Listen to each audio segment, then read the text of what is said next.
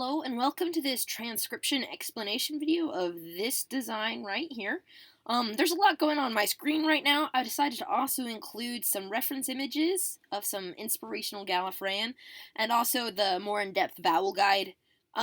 Anyway, this is the basic key of how to read each consonant in this script. Let's go ahead and start kind of explaining it. So instead of reading bottom counterclockwise for this design, I wanted to go left to right because this is going to be a forearm tattoo like this image or this image, and I want it to more mimic this image from the show. So this was probably done by Brittany. It's in her script, Dr. Scott's script.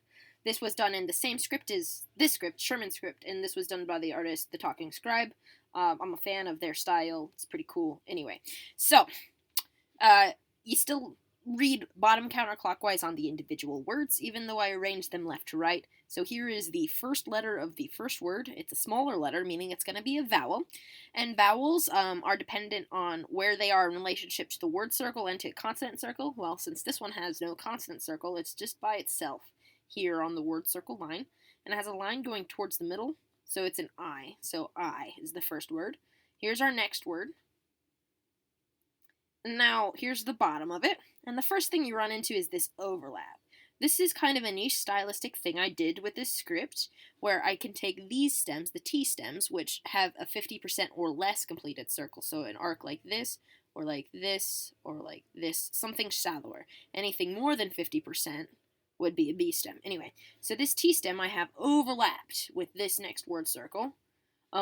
This artist sometimes does it too, but it would be like this stem or this stem actually touching and lining up there. Anyway, it is this stem, and on it there are one line, two lines ending on it. So that makes it a W. Okay, continuing around. Here's another I all by itself. I, and then continuing around. Here's a double line, and a double line is a double letter. So these two lines are inside our word circle, and they have 1, 2, 3 dots near them. So that makes it a double L. So that is will. Okay, here's our next word. Here's the bottom of that word circle, and here's the first consonant you get to. It's another circle inside the circle with 1, 2, 3 dots on it again, so it's a L, L. And then here's a little vowel again, so it's a smaller circle. And yeah, it's okay to have your dots in your vowels and lines passing through it. As long as lines don't end on it, they don't count for it. So this doesn't have any lines ending on it, and it is hanging out on a stem of a consonant. Makes it an O. O's are hanging out on the stem inside it. An A would be outside that J stem. An I, a U and I or an E would be in the middle of it, not on the line. So here's an O. So L-O, continuing around. Here's another little overlap. So that's one of these stems, and it has one line ending on it. So that makes it a V, and we're going to continue around. And even though there's lines and stuff here, it's all part of the stem that's on this word. So these lines don't count for anything in this word. And here is our last vowel. It is right on that word line all by itself with no lines, making it an E. So L-O-V-E, love. And here's our next word. Here's the bottom of it. We're going to continue around. Here's a lot of stuff happening, but it's not interfering with the word circle, and it's not a circle inside the circle stem. So I'm going to keep going around. Okay, here's our first actual stem. It is a completed circle on the line of the word circle, like this one. And on it there are 1 dot, 2 dot, and a vowel. So 1 dot, 2 dot on this one makes it a Y, and this vowel, you read consonant and then vowel. This vowel is another O hanging out on that stem. It's another O. And then here's another vowel. It's a smaller vowel than this vowel, but it's still a smaller circle relative to the consonant. And it has a line going to the outside. So it's here with a line going towards the outside. And these lines can be curved. Kind of see that little line there. Anyway, so that's Y-O-U. So Y-O-U. Okay. And here's our last word. Here's the bottom of it.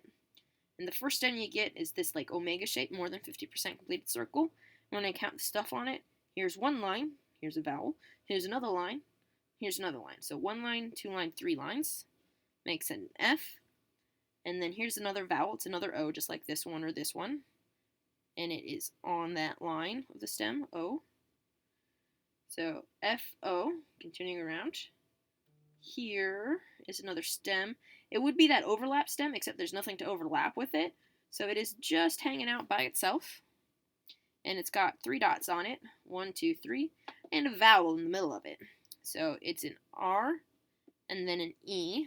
So E's and A's are tricky on this stem. E's are closer to the middle.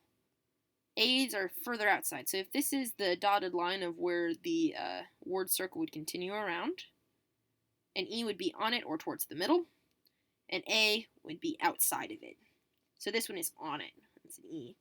Continuing around, here's another T stem with 1 line on it. So that's a V. And then here's another vowel, and it is again an E because it's not outside, like out here, and it's not on the line like an O would be. So that's a VE. And then here's our last stem. So again, that thin line is our word circle, and it gets interrupted here, and there's 1, 2, 3 dots on it. Yes, this line goes through it, but it doesn't end on it, so it doesn't count. This line goes through it, but it doesn't end on it, so it doesn't count. So the only thing counting on this are 1, 2, 3 dots. So that's another R. F-O-R-E-V-E-R.